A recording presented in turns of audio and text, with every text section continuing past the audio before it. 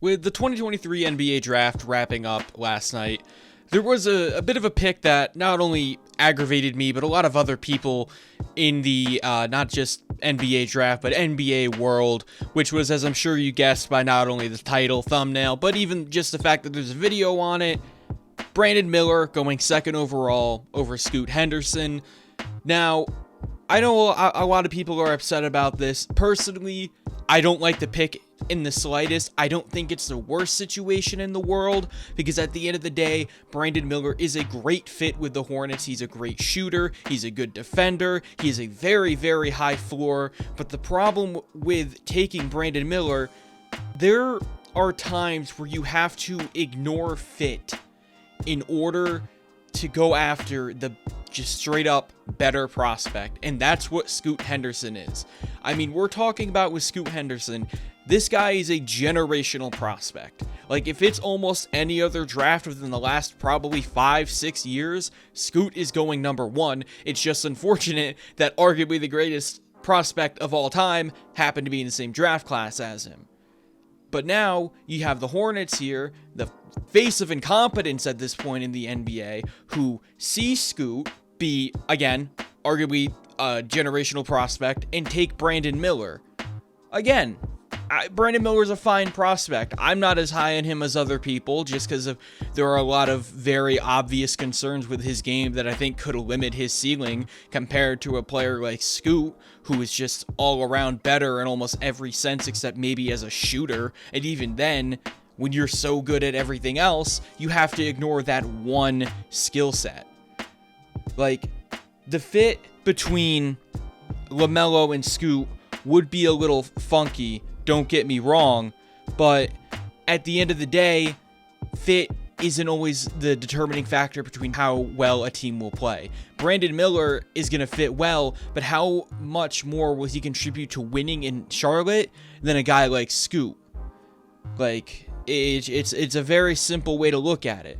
Fit is cool, but so is straight up drafting the better player.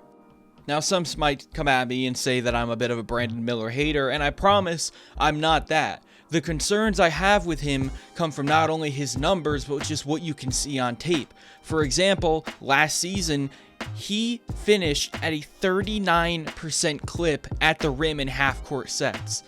That's not like okay, that's not a little below average, that is bad.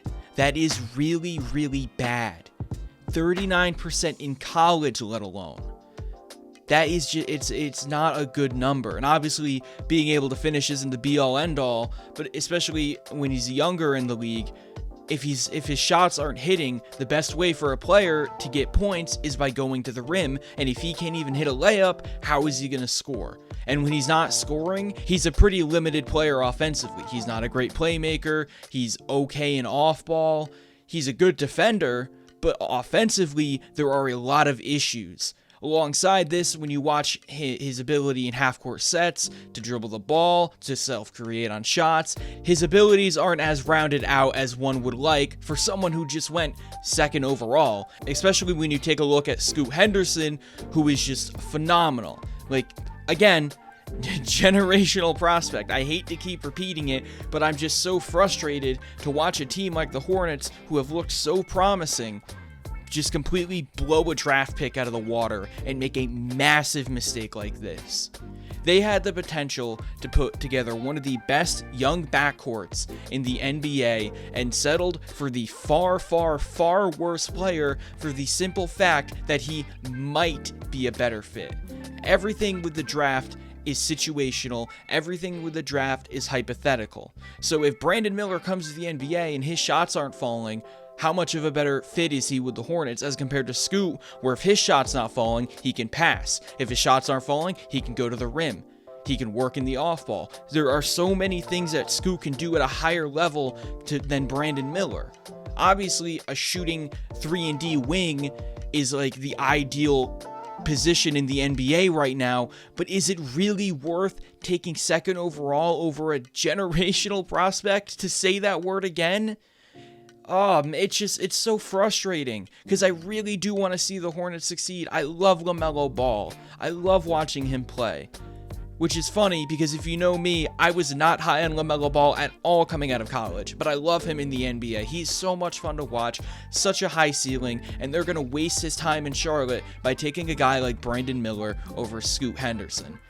I hate to come off like a hater. I hate to be negative. I really do. I try to spread as much positivity as I can, but at the end of the day, there is not a singular reason for them to take Brandon Miller over Scoot Henderson. I don't care about fit in the situations like these. Fit is cool, but getting a generational player next to your already like top 10 point guard in the league is a lot more important. But this is going to be a relatively quick video. Just wanted to air out some of my frustrations with this whole thing.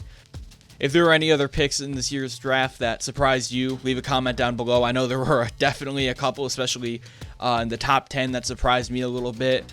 But yeah, remember to like, comment, subscribe. As always, any support is appreciated. And that said, thank you for watching, and I'll see y'all in the next one.